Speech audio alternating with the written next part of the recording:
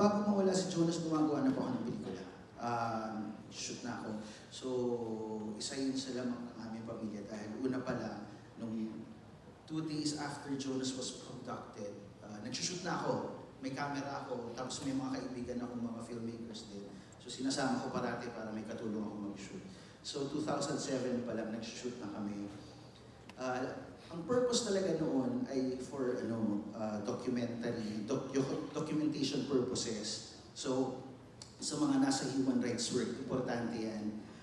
Kailangan niya i-document as evidence. Magagamit niyo sa court later on or kung ano man. Pero ang mahalaga doon, ma-document niyo kung ano nangyayari. Along the way, habang nag-document ako, syempre dahil ako nga ay filmmaker, alam ko nakagagawa ako ng pelikula later on.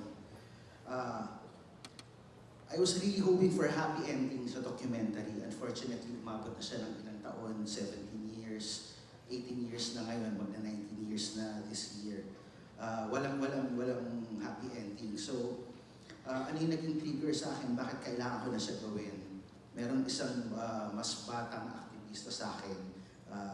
Kausap ko siya, kwentuhan, pero hindi niya alam yung case ni Jonas.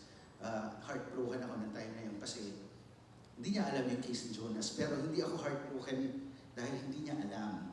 Heartbroken ako kasi responsibility yun ng family, napakilala kung sino si Jonas at kung ano yung mga kaso ng desaparecido.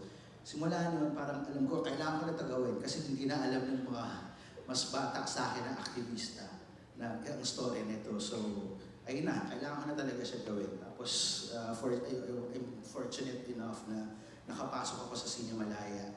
Ang laking platform niya para sa amin. At ito